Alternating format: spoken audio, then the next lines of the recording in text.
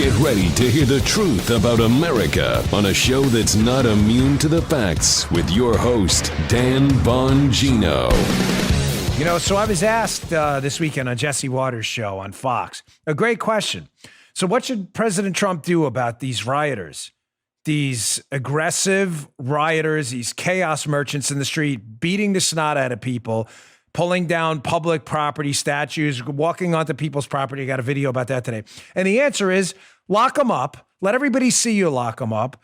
Perp walk them out, put them in handcuffs, and let America know that law and order will win the day. And this is what happens if you destroy public property and you attack people. It's no more difficult than that.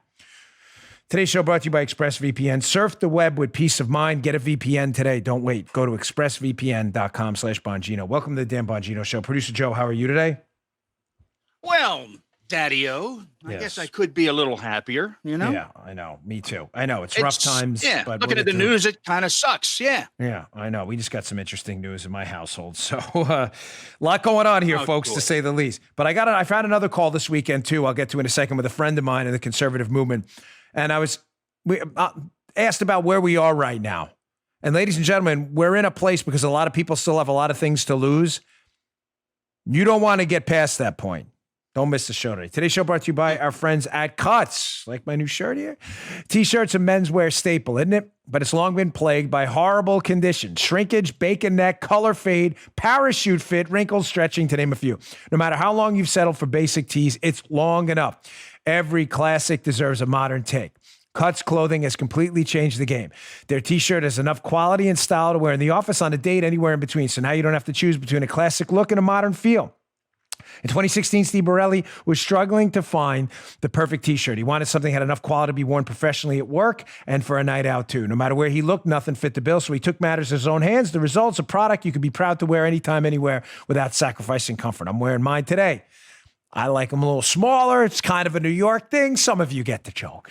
Fit, fabric, and function, the only shirt worth wearing. It's athletically tailored, looking fit, and it's perfect for work, a date, and everything else in between. Pre-shrunk, wrinkle-free, retains its shape over time. A custom-engineered pro fabric can be described as buttery soft.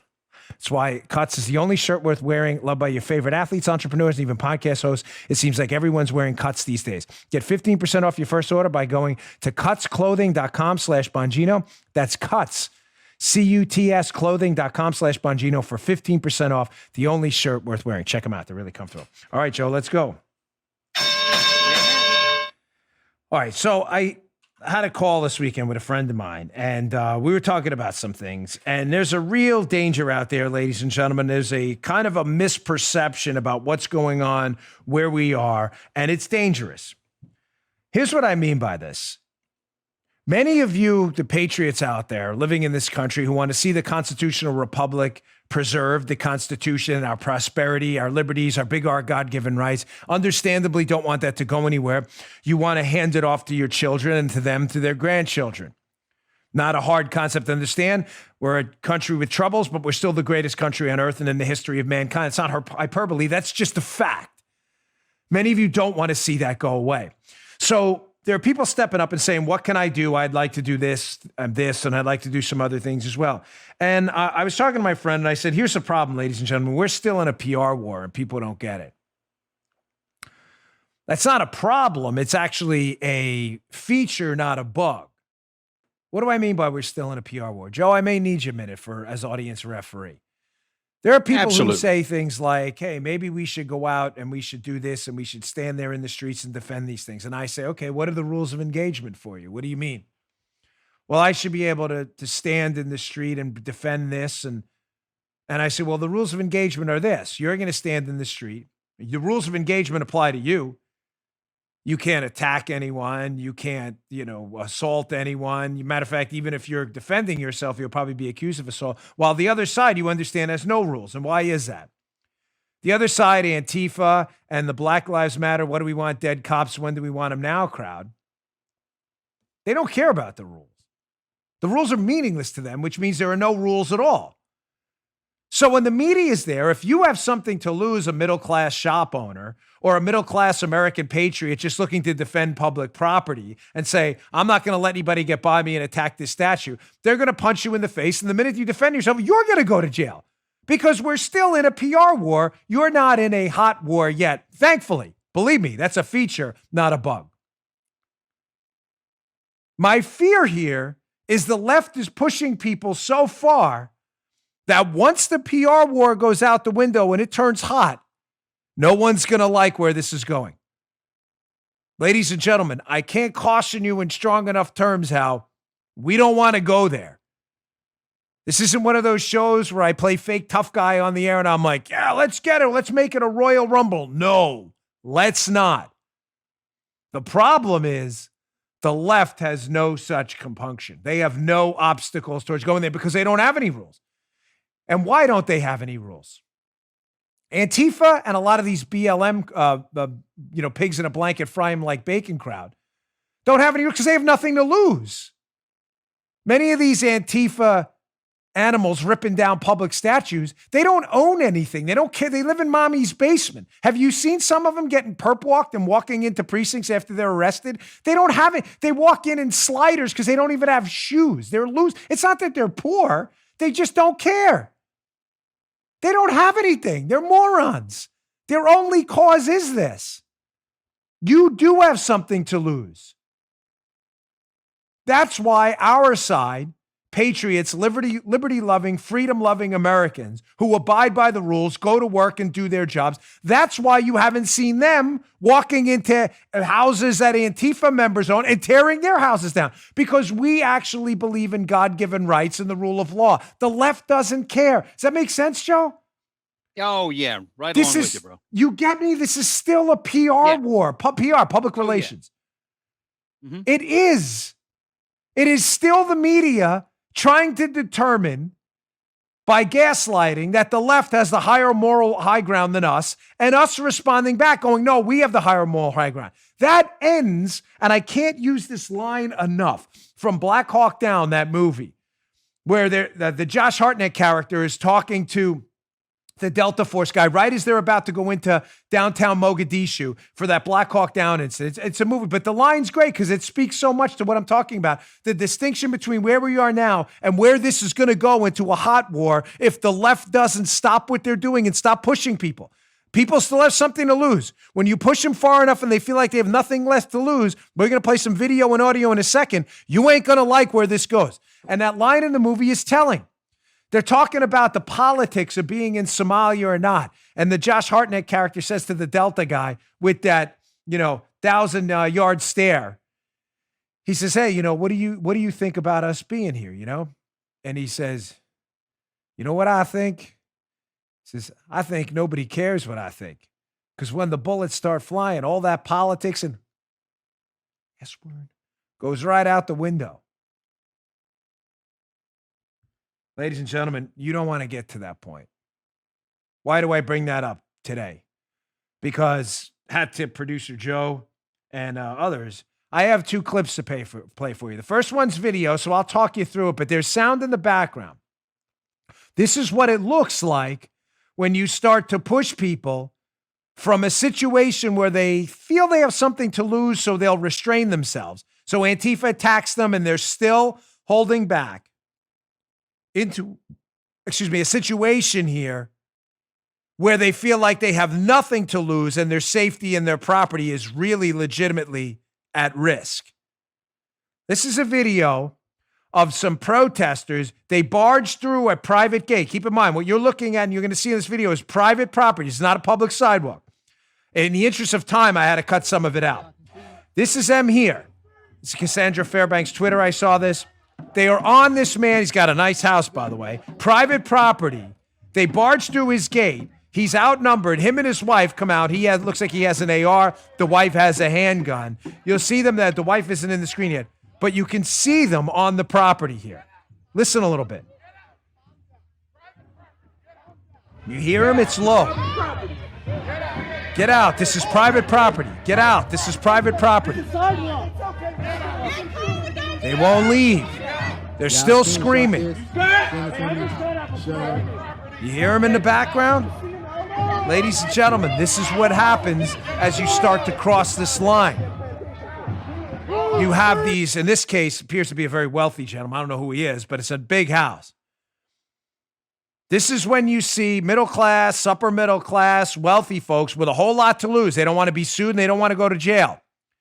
When you cross that line from I don't care about the PR of what I'm about to do right now, how it looks to the public, I'm going to defend my house, public relations be damned. This is what you're going to start to see more of as you continue to push people. And as I've said to the left, Antifa, the Black Lives Matter crowd, and others, and the radical leftists, the anarchists, who are pushing this stuff and pushing people to the brink. I have warned you repeatedly, you don't want this. This is not a show that plays the fake tough guy routine. Hey, bring it on. No, don't bring it on. You are not going to like where this goes. People will get hurt and potentially die. That may sound cute. You may have seen a movie once about protesting and you thought it was really cool and you think attacking people, they're all going to back down. They're going to stop backing down soon. I say to anyone on either side of this issue, you don't want this to go there, but don't forget for a second who brought us there. It is the radical leftists pushing people who had everything in the world to lose just a few months ago who feel like, you know what? I'm not going down like this. Just like that line from that movie. Once those bullets start flying, you can take all that politics and stuff and you can throw it right out the window. Nobody cares what they look like on Twitter if you feel like your life is in danger. And I'm strongly cautioning you to seriously reevaluate this road you're going down because the runway isn't there. The runway's right off a cliff.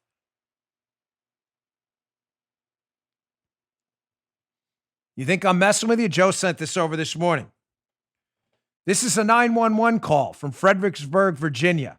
I have the article in the show notes if you'd like to read about the story. Now, this is edited for time, to be clear. It's about a 3-minute long call. We're not going to play the whole thing. It starts with a woman in her car with her child who is surrounded by protesters in Virginia. Notice what the dispatcher tells her. No worries here. The politician said the protest was A-okay.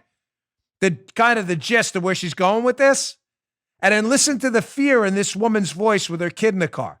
Again, someone who before this interaction, I assure you, probably had everything to lose, who when the stuff hits the fan starts to realize she's going to save our kid first and everyone else can go to hell. Listen to this call. I'm in downtown. The protesters are blocking. The city has sanctioned their protest, so we just have officers that can only monitor it. They can't do anything about it, but we recommend that they're blocking. Get out. Yeah, they're allowed to do that. They're allowed to do that per city hall. So we suggest that you report this to city hall and make a complaint there, and that way they can do something about it. Because right now they told our officers that we can't do anything about it. Are you serious? The city told us that we can't do anything, ma'am.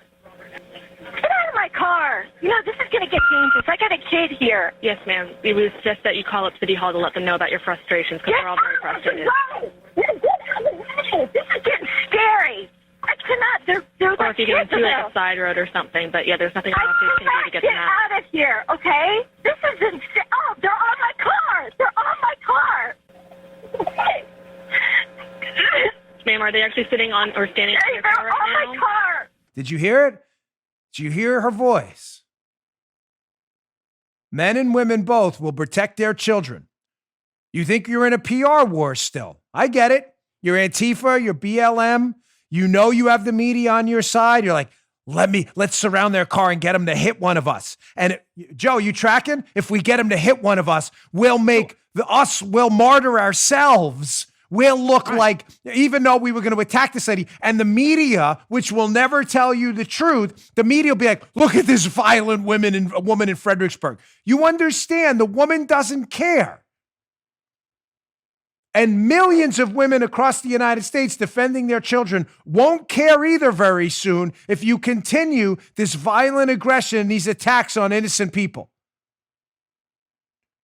Ladies and gentlemen, I can't recommend you. It's odd, really odd that we are always painted, the conservatives, by the liberal media lunatics as some crazy fringe element, and yet we're the peacemakers still, while these radical liberal maniacs attack people, violate their private property, and surround their cars at will, and the media will not tell you the truth. I'm telling you, the PR war is going to end soon.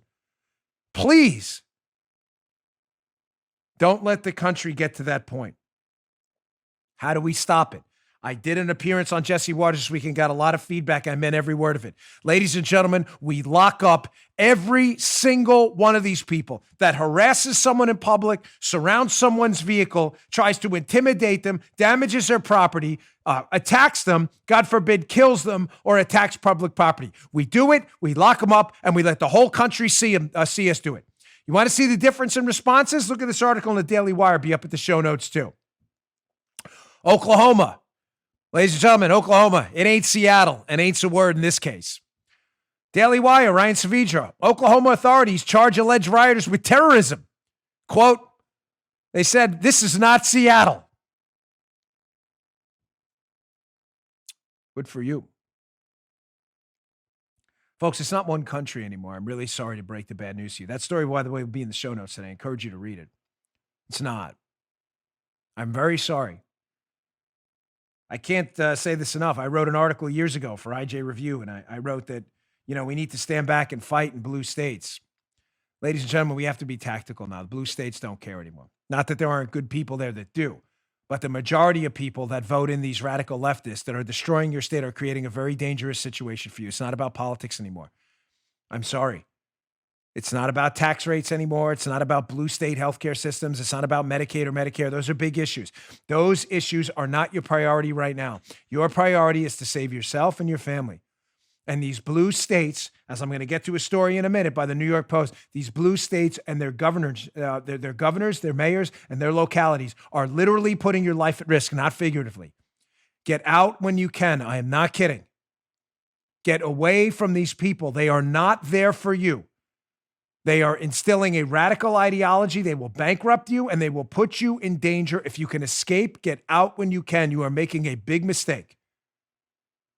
I'm fully, completely, ideologically retracting. I ran in a blue state. I thought you could stay there and fight. You can't stay there and fight when you are totally, completely overwhelmed. Even the best battle tacticians known to humankind in the history of humankind and civilized sentient human beings knew when a battle was lost and fought a larger war elsewhere. Anyone can tell you that. Forget Pyrrhic victories. There are none.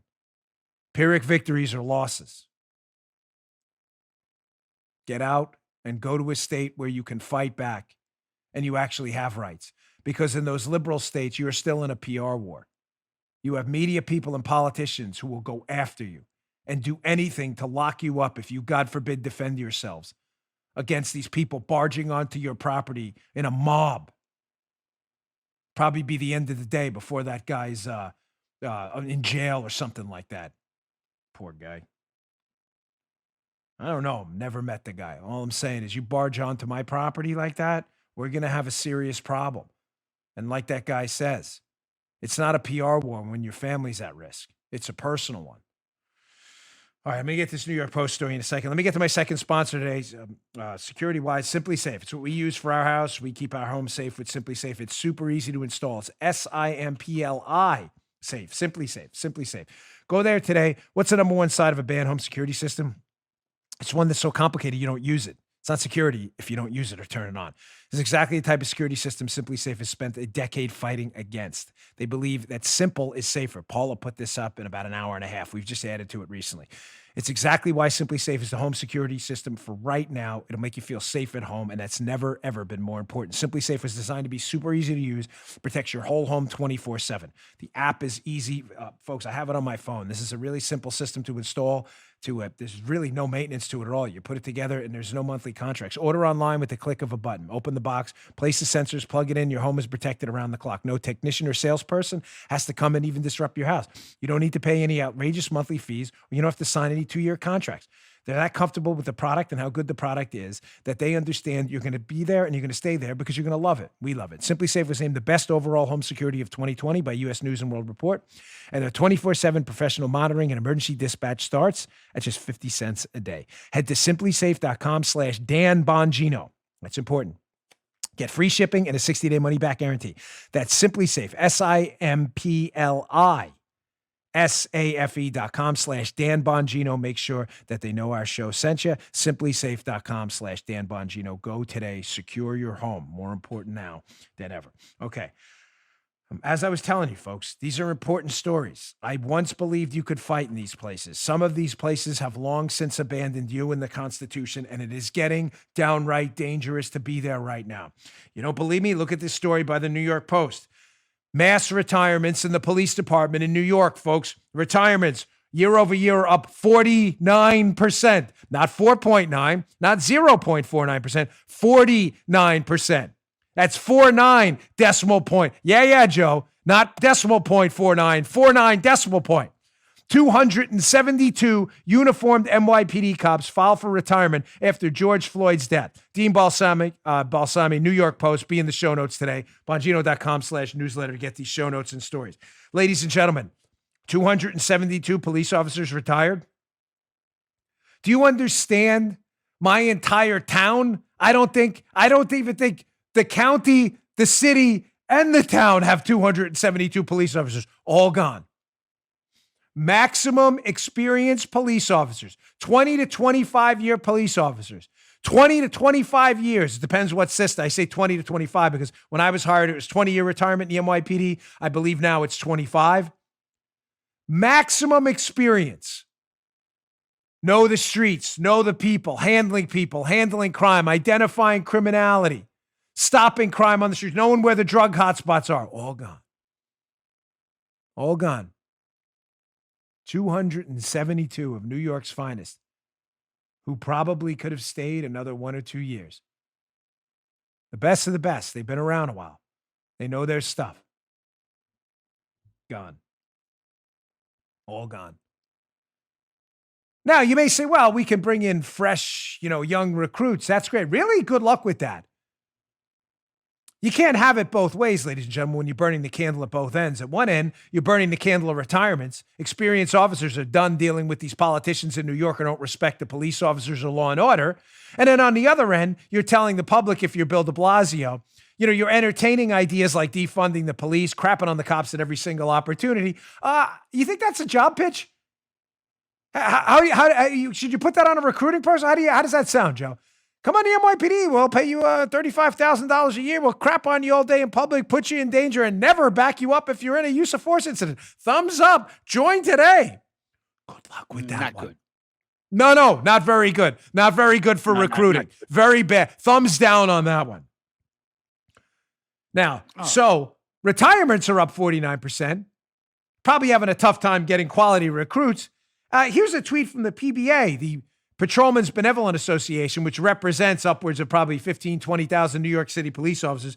It's kind of a union. It's not really a union by law, but they do defend their police officers. Here's an interesting tweet from them. In case you think, well, people are retiring, this isn't having any real world ramifications. Dan, you're just exaggerating. Are we really?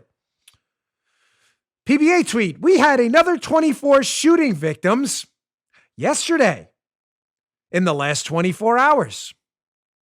17 shootings with 24 victims.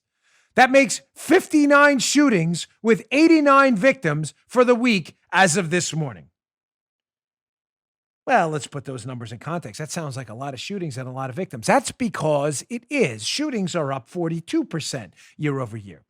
So not only are you losing cops, you're now having criminals who fear nothing because they know we're in, again, tying this back to story number one, they know we're still in a PR war that thankfully hasn't turned into a hot street war yet.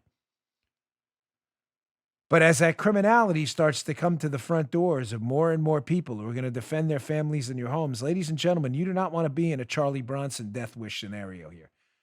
That's chaos. That's not civilization. The left is doing this. The Democrats are doing this. The leftist radical leaders are doing this. You keep voting for it. God forbid it comes to your front door. And I do mean that. All right, folks, that block was emotional for me, but just having been a cop, I can't believe what's going on here. Having lived through New York City when we cleaned that place up, and even rough neighborhoods where people had dealt with criminality and just nonsense on the street, drug dealing their entire lives. And they turn around and thank us and say, thank you. Finally, I can go out at night.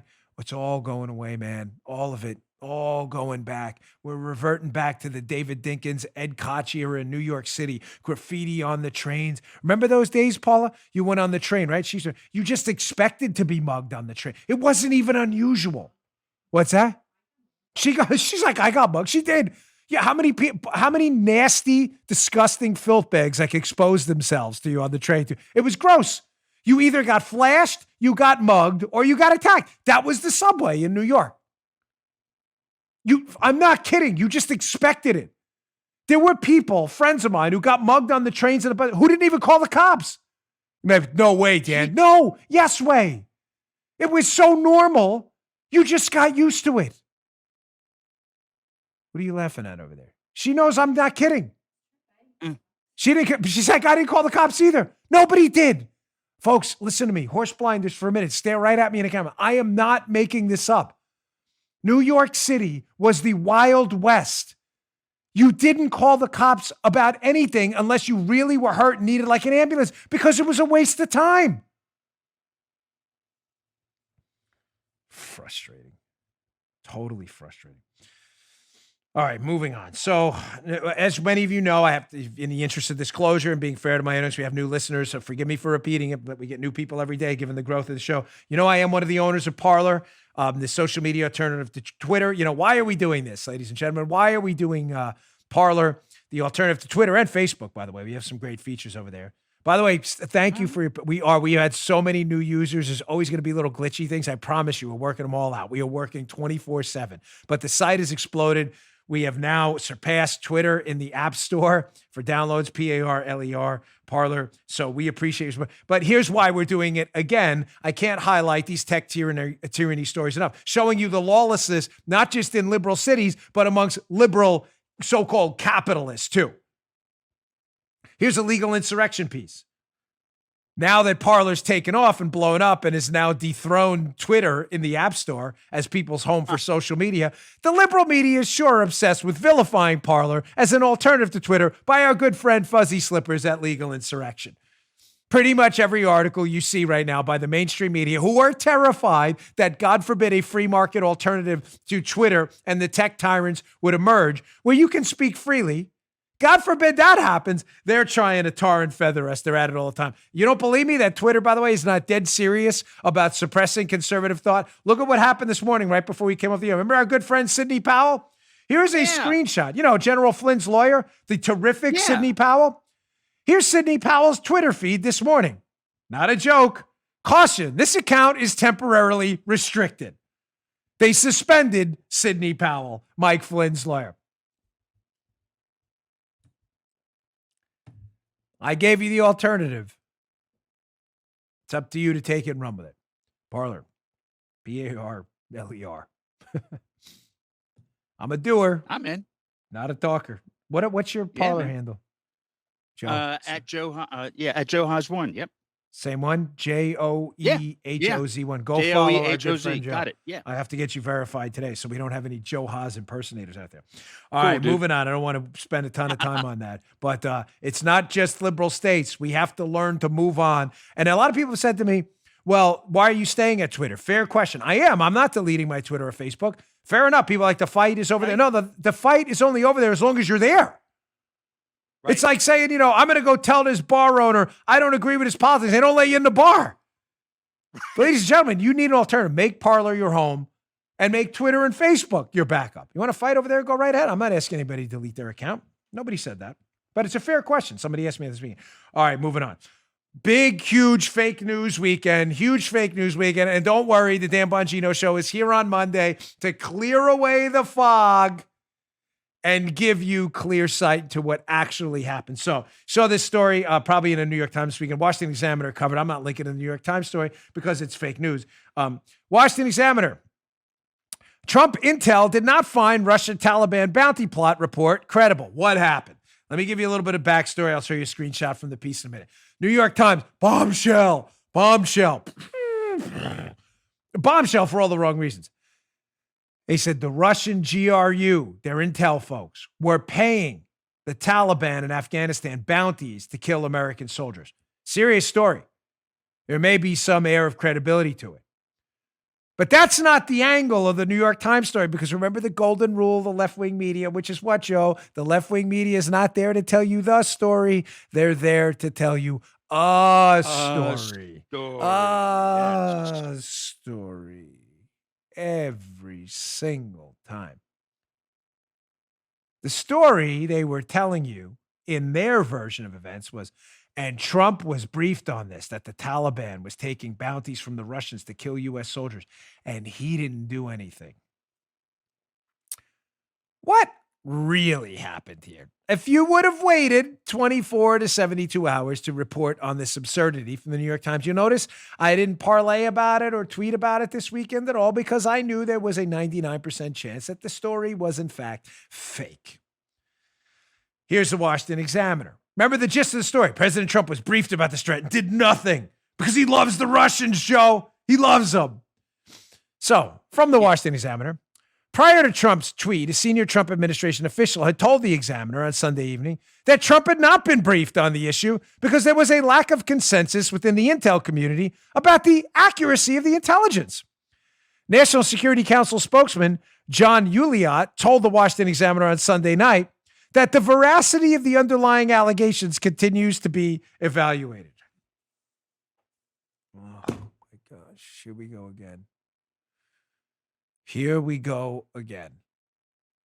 The New York Times running with an anonymous story about a brief they say happened that never happened, based on intelligence they're sure is real, but is still being questioned by many in the intelligence community. I'll tell you what's really going on in a second with this story. You're obviously still getting some of it. What's really going on, it makes Trump look bad, is what's really going on. But ladies and gentlemen, you have to understand at this point, it's almost amusing how stupid a lot of liberals are. You have been lied to so often by the New York Times and the Washington Post. I mean, on a daily basis almost. Fake news, hyperbolic news, collusion hoaxes, Spygate didn't happen, just a cesspool of fake journalism, and you're still falling for it. This did not happen. This brief didn't happen. Nice. This brief did not happen, according to the own intel communities you're saying you believe. Here's what's really going on.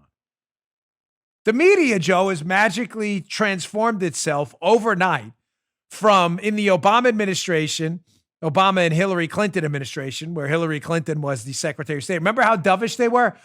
You know, Bush, warmonger. Yeah. Remember, they were all doves. Now the media has magically transformed themselves into war hawks. All of a sudden, they're tough guys. But Trump, he needs to bomb Russia tomorrow. Bomb them tomorrow if this is true. They don't believe any of that. What's really going on is they know this story hurts Trump, so they printed it without verifying the story in the brief or any of that. They know it hurt Trump.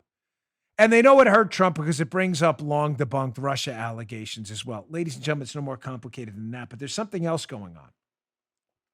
This is what I'm getting from my sources behind the scenes here. This is important. There is an entire cottage industry in this defense industry, industrial complex we have. I don't like to use those terms because they carry such like, oh my gosh, like conspiracy type. It's just a fact that there's a bunch of people in think tanks and elsewhere, upper levels of our military, some, and others in private industry that support these causes, that are very invested in foreign excursions that candidly haven't worked out. Notably, Afghanistan. President Trump has started asking questions.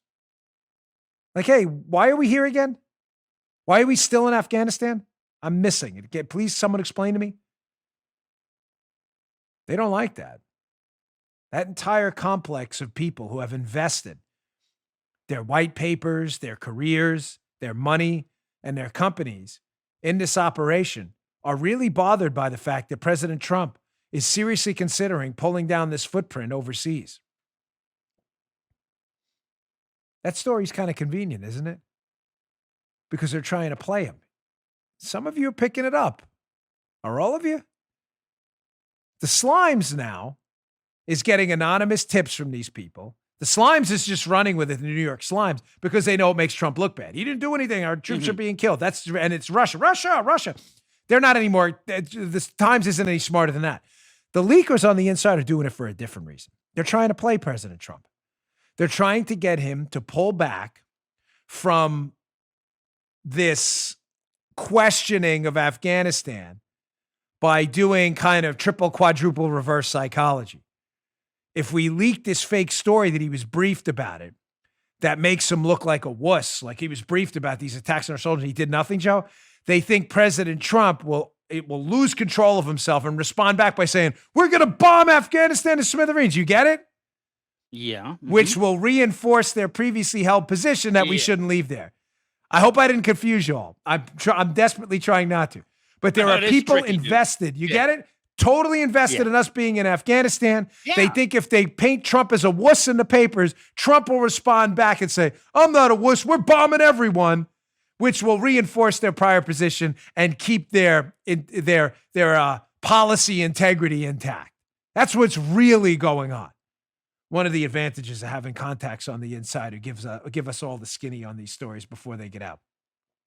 By the way, quick note, breaking earlier today, John Roberts, Chief Justice of the Supreme Court, Chief Justice of the United States is his more accurate title, strikes again with the liberals ruling to wreck the Louisiana abortion law where doctors had to have admitting privileges. John Roberts is a disgrace, an embarrassment to the Constitution, a total disgrace. Really, the guy, I'm giving up on John Roberts, folks. He's just a liberal's greatest gift. He really has. He is a slap in the face to the Constitution. He has embarrassed and humiliated the courts. He's a joke. And really, it's just more evidence that we need to reelect this president because there's what's the other option? Just to let John Roberts. This guy has reinvented Obamacare, ruled against us on the census ruling, just ruled against us last week in the immigration rule. I mean, the guy is a total, complete, epic disaster. Sorry, not in the immigration ruling, the abortion ruling today. Total mess. All right. Let me go back to just a quick video. Chuck Todd. Chuck Todd strikes again. Chuck Todd, always the silver medal winner in our Dopey Olympics. I think it was 1 week, Joe. Chuck Todd leapt Brian Stelter for the gold medal in the Dopey Media Olympics. He did. But he did, right? But then we had Stelter just did his thing. And, he's just so dopey. He always takes the number one spot almost by default. But here's Chuck Todd again. They showing how they can't let go of the Russia thing. The New York Times don't run anything with Russia, even though the story's been now discredited. But here's Chuck Todd this weekend with the hapless John Bolton on. And even Bolton, a total sellout and a fraud. Even Bolton has to stop Chuck Todd, who tries to resurrect the Russia hoax yet again, showing you they've given up. They have no concerns with their own credibility anymore at all. Check this out. Let me ask you this. Do you think that that the president is afraid to make Putin mad because maybe Putin did help him win the election and he doesn't want to make him mad for 2020? Honestly, I don't think there's evidence for that. Even Bolton has to stop him. Even Bolton has to stop this hapless buffoon. Did Putin help Trump get elected? Do you understand? These guys don't care. He does not care at all. Well, isn't he concerned about the history books looking back and, YouTube and whatever in the future? These videos are all going to be at that. They don't care. Chuck Todd, he's not a serious person. They don't care. On their side, they're not in a PR war. They're not, because there's no public relations problem for them. They know they can lie with impunity and their liberal media colleagues will defend them to the end. But Chuck's making that up. The Russian collusion thing has been totally debunked. No one's going to report on that. So they just talk and speak openly like fools with impunity. It doesn't matter. Oh my gosh. All right, moving on. Speaking of frauds and hypocrites, did you see the story in the Washington Times out of Minneapolis? Again, I love this anti-police, anti-Second Amendment crowd who just when you make them live by their own rules of self-defense and the big R God-given right to defend yourself, they can't do it. They fold in a heartbeat. Remember, listen, Alinsky was the worst, Saul Alinsky. But one of his rules I strongly encourage you to embrace, no matter how devious he was. One of his rules was make your opponents live by the standards they set for you. Pretty simple rule, right? The right has a hard time doing that sometimes. And we better learn that the new rules are in effect. The new rules are we win, you lose. You want to play by the old rules of civility and Robert's rules of order or whatever it may be? I'm willing to go back there tomorrow. But until you stop barging onto my private property, attacking people in cars, ripping down public property, committing crimes in public, destroying our economy, defunding our police and all that, the new rules are in effect, and the new rules are this. Screw the old rules. We win, you lose. Look at the story of the Washington Times about these total frauds in Minneapolis. Report, Minneapolis council members who voted to abolish the police get taxpayer-funded private security. Valerie Richardson, Washington Times, be in the show notes today. Isn't that just special, as a church lady said that time? Check this out. Yeah. Here's from the screenshot from the piece. 3 members of the Minneapolis City Council are being protected by taxpayer-funded private security, even as they support a proposal to abolish the police department. The council members, Andrea Jenkins, Philippe Cunningham, and Alondra Cano, have received death threats since George Floyd was killed May 25th in custody, according to Fox 9 in Minneapolis, which broke the story. Hey, listen. There's one line I'm not willing to cross. We don't do that, okay? We're not making death threats towards people. That's not our thing. You know what? I'm sorry. That's just, it's immoral. It is immoral, it is unethical, and it's illegal. It's not virtue signaling. That's just the truth. These people are horrible, awful people. There's a way to take care of them. That's to vote them out. I'm not, you know what? I don't even need to say it's condescending. I'm sorry. You know what? Forgive me. You don't need, folks, you don't need, it's not my audience. Really. I leave that in the show. I really regret it because it's, you all know that already. And to even mention it is even condescending. And you have my apologies. You know what? This is my show. I got to take responsibility for it. You don't need that lecture. I'm not giving you one. Forget it. You already know that. The left doesn't. These people are frauds. And this argument about them getting private security reminds me about, I think I was on about 5 years ago, a UK show with Piers Morgan. You know, he's a big gun grabber, anti-Second Amendment guy. He doesn't like it. And he said something to me, if I remember correctly, and my memory on it's a little bit loose, so forgive me if the details aren't precise. But he said something to me, we were on about firearms, and he said, well, Dan, weren't you a Secret Service agent? Don't you find it odd that the White House is protected by guns, and yet civilians aren't allowed to bring guns in there? And I don't think I answered that well. And I remember thinking about it on the way home and going, he's making our argument, not his. So you're suggesting to me what? That the president's safe and secure, so doesn't need the Second Amendment? So that we all should be entitled to $1 billion security infrastructure paid for by men with firearms? How does that exactly make your point, not mine? Someone said that to me at CPAC once too. Some liberal buffoon. He came up, Dan, you're not allowed to bring firearms in here because the president's here. Yeah, there's also probably $200,000 or $300,000 in trained armed security surrounding everybody here. So you're suggesting to me what? We should all be entitled to that? No, you're not entitled to that. Okay, so I'll defend myself. Joe, you get it? Again, audience referee cap on. They're making our point, not theirs. So, because we don't have the armed security detail of the Minneapolis City Council members who want to take the police away from you, we shouldn't be able to defend ourselves either.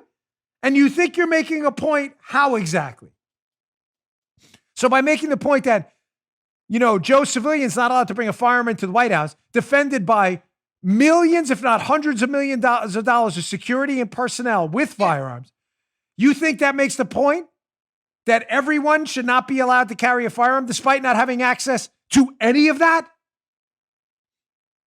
I always regretted not answering that question better because we were crunched for time.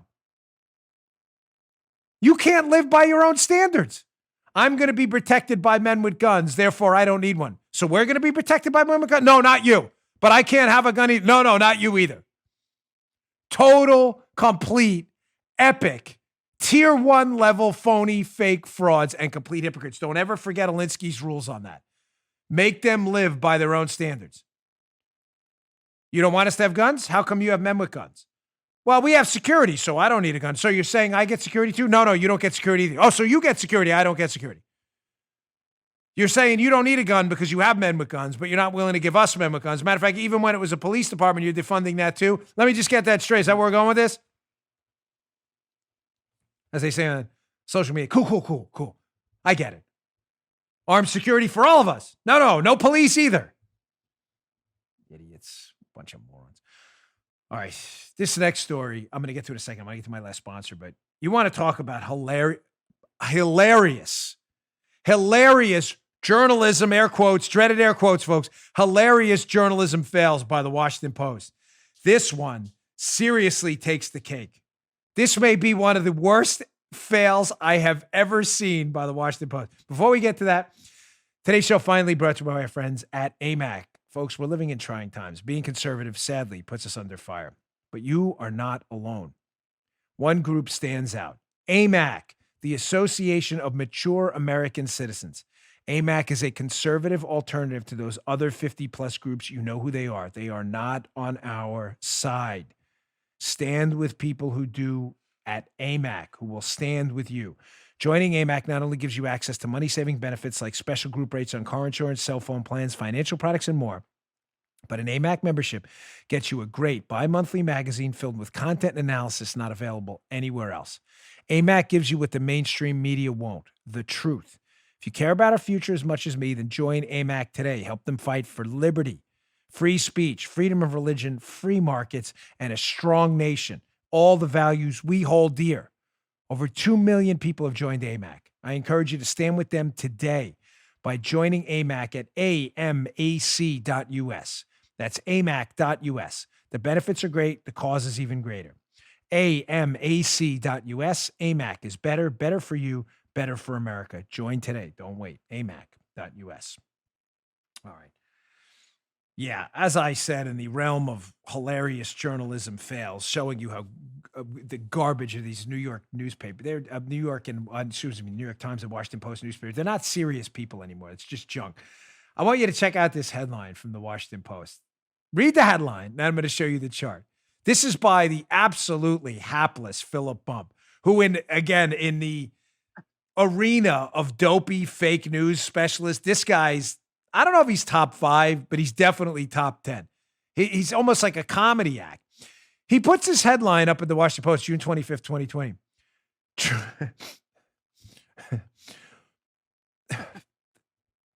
Trump, Paul's like, spit it out. Trump keeps claiming that the most dangerous cities in America are all run by Democrats. They aren't. So just to be clear, fake news or Philip Bump. He says, listen, Trump keeps saying most of America's dangerous cities are run by Democrats. In other words, have like Democrat mayors and things like that. Then he puts up this chart. This is the same piece to back this bold statement that Trump's not telling you the truth. Here's the chart. I'll explain the chart to you. Don't worry. It has the crime rates of these 20 cities. Crime rates that are very high. Matter of fact, I believe they're the top 20. Then it has what party's running them. So this is fascinating. So here are these 20 cities, and 19 of them are run by people who are not Republicans. There are 2 left-leaning independents, and most of them are run by, in fact, Democrats. I have never in my life seen a guy write an article, such an open face palm. I mean, are you serious? Trump says America's, look at the criminality, all blue lines, meaning run by Democrats, and then look at the party running those cities, and you will notice that there's only one red line, Lenny Curry from Jacksonville, who happens to be a Republican, and where crime there really isn't as bad as it is these other places. So just to be clear, Joe, Philip Bump, Trump said most of these cities are run by Democrats. That's false. So let me put up a chart indicating that most of these cities are in fact run by Democrats. That's a real piece. That's not the Babylon Bee. It's not Duffel Blog. It's not The Onion. That's a real piece.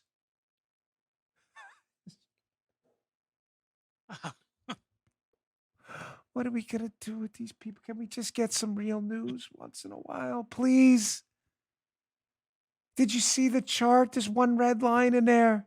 The whole chart is dominated by blue. There it is again, meaning Democrats. Crime out of control. Who's in charge? Democrats. Oh, you have a hard time reading your own chart? Oh, my gosh. Is this guy for real, Philip Bump? The sad thing is he is for real. Amazingly, we're going to get through the whole show today. It's impressive. We're on a roll these last few days, getting through all of our content. Important story, though, here. So we have seen an uptick in coronavirus infections. Now, I think a lot of that has to do with these lockdowns. Ladies and gentlemen, you may say, well, lockdowns, they're supposed to be stopping the coronavirus. They're not, folks. What's happening now is there's very strong evidence that the coronavirus is spreading when infected people show up indoors and spend a lot of time in recirculated indoor air with people who are uninfected that then become infected afterwards. A lot of evidence. Wall Street Journal has this piece up today about how they're conveniently trying to pin this all on Trump. So number one, the lockdowns are a disaster. Number two, we're doing more testing where we're finding more cases. Wall Street Journal opinion, COVID comparisons, Europe and US. The America's a failure reporting has a heavy dose of partisanship by their editorial board. Of course, they're trying to pin this on Donald Trump. Let me go to takeaway number one from this piece. Again, this isn't based on any actual evidence or statistics. If you want that, you have to come here. If you want to be lied to, just read the mainstream media on anything. From protests to Russia to the Wuhan virus. Check this out from the piece. Quote, with Trump leading the way, record surge in new infections exposes failure in U.S. response, the dreadful Washington Post wrote Sunday. I added dreadful in there. Liberals are just juxtaposing the U.S. with Europe, which ostensibly had the virus under control. The Trump administration has sometimes been too sanguine, but much of this is partisan opportunism in an election year. Ladies and gentlemen, there is no evidence to suggest whatsoever that these lockdowns have worked and that Trump's response is what's causing this uptick in coronavirus infections. None. They have no evidence. But yet the Washington Post, again, garbage people newspaper over there, only morons read this because it's just rife with fake news, as I showed you earlier in the show, are trying to pin this on Trump because it's obviously to their election advantage because they're liberal activists to ding Trump and knock down his political capital. Well, let's look at the actual evidence from the same Wall Street Journal piece. Again, just let's set up the narrative first. Remember, the media is here to tell you our story, not this story. The narrative is what? The narrative is Trump has failed. Europe has done much better. And these liberal state governors like Andrew Cuomo have really put Trump to shame. They've showed you how to really deal with this coronavirus. Really? Well, let's look at the actual data if you believe in that kind of thing. Check this out from the Wall Street Journal piece, because the data tells the exact opposite story. Quote, even with the latest outbreaks, the U.S. has recorded fewer deaths per 100,000 people at 38 than the United Kingdom, 66. Spain, is this possible? 61. So United States, 38 deaths per 100,000. The media narrative is that Europe and others are doing much better. But 38, the UK has 66 deaths per 100,000, Spain 61, Italy 57 deaths per 100,000, France 44 deaths per 100,000. Death rates are a lagging indicator, but Arizona has 21 per 100,000, Florida only 15, and Texas 8. New York, which opened up last and slowly, has a death rate per 100,000 of 161. 161. Wait. So again, we've been told by serious journalists out there, Joe, our betters, our moral and intellectual betters. We're just a bunch of deplorable morons, you know. Trump blew it. Dan. It's right. Of course it's right. What do we know? Bunch of idiots come on this show. I mean, come on now. Facts and data. Who does that stuff, right? So we've been told that it's these liberal governors that have led the way. Thank God for Andrew Cuomo and them. And if we were only more like our European betters, you know, the enlightened ones, we would have definitely gotten a hold over this. And yet, Joe, you find out that the United States overall has a death rate per 100,000 far beneath these European countries, and that conservative-led states, Arizona, Texas, and Florida, that have Republican governors, have death rates per 100,000 10 times less than that of New York. Folks, you are witnessing. I don't, forgive me because I don't remember who posted it this weekend on social media. You probably agree with this, Joe. And I may have been Jordan Schachtel or someone. Forgive me. I don't All right. remember. I didn't screenshot it. But it was out there, and the assertion he made was correct. You are witnessing one of the greatest gaslighting episodes we've seen in modern American history. You may say, gosh, that sounds like a lot considering we just got over the collusion gaslighting. I'm not kidding. You are witnessing a gaslighting episode focused on the coronavirus that is totally, entirely not only divorced from the facts, but when you look at the facts and data, tell the exact opposite story of the media story. Media story. Trump stinks. Europe rules. Liberal governors are the best. Trump sucks. He's going to get you killed. And those conservative governors, Ron DeSantis, they're definitely the worst. And yet you look at the data and you find out that the death rate per 100,000 in New York, contrast to Florida, is more than 10 times that. You understand it's not just the media's lying to you. They're lying to you and telling you the exact opposite story. They're flipping the script.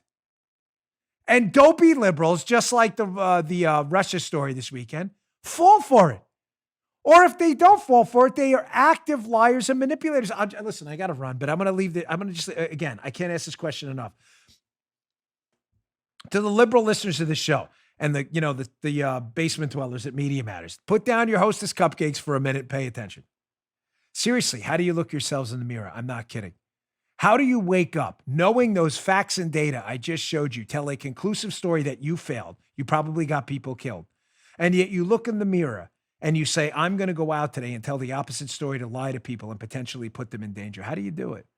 I'm interested. Seriously, email me. I'd love to hear it. I'd love to hear how your soul is so corrupted that you're absolutely convinced you can lie to people day by day and put their lives in danger. It's just gross. Totally disgusting. Hey, quick programming note before we run.